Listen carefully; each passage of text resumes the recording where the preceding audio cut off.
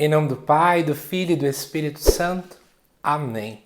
Amado irmão, amada irmã, é com muita alegria que estamos aqui para juntos estudar e meditar a primeira leitura proposta pela nossa igreja para o sábado da oitava da Páscoa.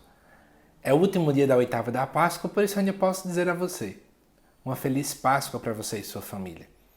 Essa primeira leitura ela se encontra lá no livro de Atos dos Apóstolos, capítulo 4, versículo de 13 a 21, que diz assim: Naqueles dias, os chefes dos sacerdotes, os anciãos e os escribas ficaram admirados ao ver a segurança com que Pedro e João falavam, pois eram pessoas simples e sem instrução. Reconheciam que eles tinham estado com Jesus. No entanto, viam de pé junto a eles o homem que tinha sido curado. E não podiam dizer nada em contrário. Mandaram que saíssem para fora do sinédrio e começaram a discutir entre si. O que vamos fazer com esses homens? Eles realizaram um milagre claríssimo, e o fato tornou-se de tal modo conhecido por todos os habitantes de Jerusalém que não podemos negá-lo. Contudo, a fim de que a coisa não se espalhe ainda mais entre o povo, vamos ameaçá-los, para que não falem mais a ninguém a respeito do nome de Jesus. Chamaram de novo Pedro e João e ordenaram-lhes que, de modo algum, falassem ou ensinassem em nome de Jesus. Pedro e João responderam: Julgai vós mesmos se é justo diante de Deus que obedeçamos a vós e não a Deus. Quanto a nós, não nos podemos calar sobre o que vimos e ouvimos. Então, insistindo em suas ameaças, deixaram Pedro e João em liberdade, já que não tinham meio de castigá-los por causa do povo, pois todos glorificaram a Deus pelo que havia acontecido. Amado irmão, estamos aqui na continuidade do que temos lido durante a semana inteira. Já falei e repito. Você que não acompanhou as primeiras leituras da semana, vale a pena dar uma pesquisada aqui no canal, nos vídeos, para que você possa entender o processo gradativo do que tem acontecido.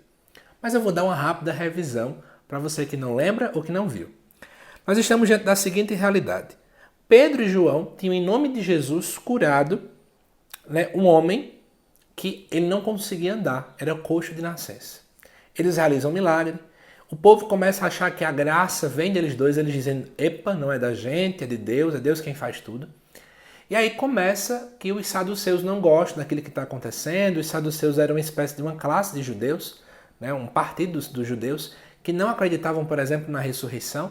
Então eles não gostavam de ver Pedro e João, inclusive, dizendo que Jesus tinha ressuscitado. Então, o que acontece é que eles prendem eles. Eles prendem. Inclusive, é isso que a gente refletiu no Evangelho da sexta-feira. E aí o que acontece agora, nós estamos no seguinte contexto. Eles veem que Pedro e João, que é isso que acabou na primeira leitura da sexta-feira, que eles começam a falar com muita autoridade, com muita firmeza, eles evangelizam, eles fazem um belo querigma.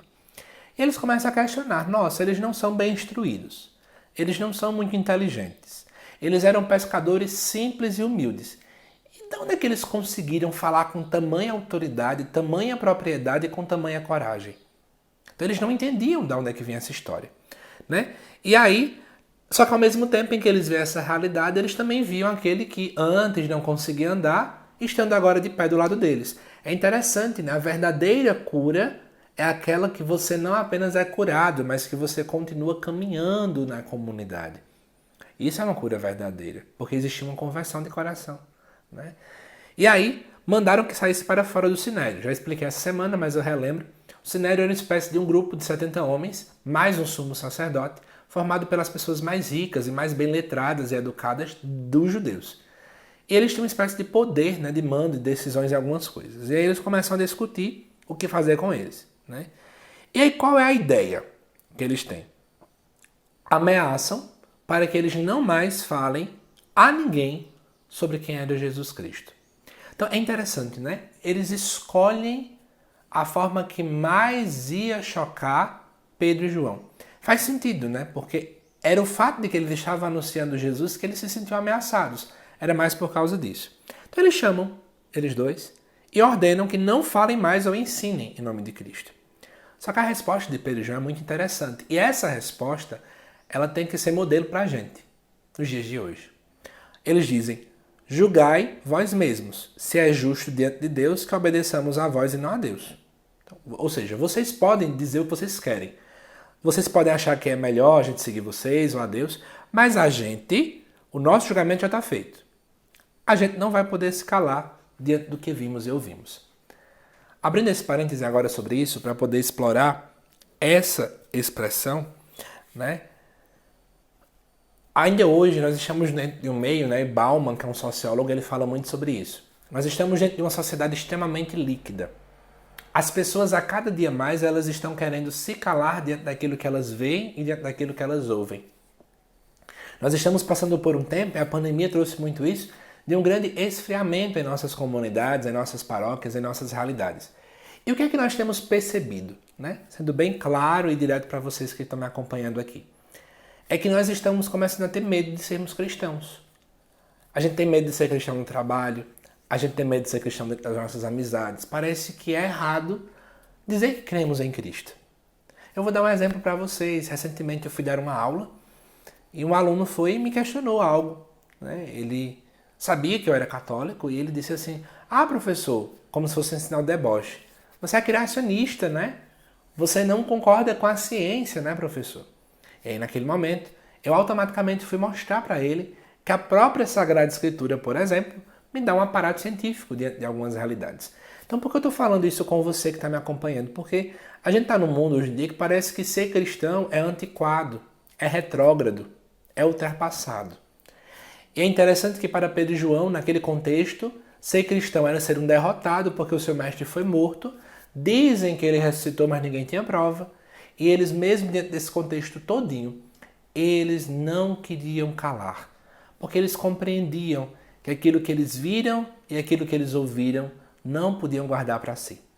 Para nós hoje, que não tivemos a oportunidade de ver Jesus andando aqui na terra, tocando o nosso chão, nós poderíamos dizer a seguinte expressão: a gente não pode ficar calado diante do amor que nós experimentamos. Porque é próprio daquele que é amado desejar contar para os outros a experiência de que é amado.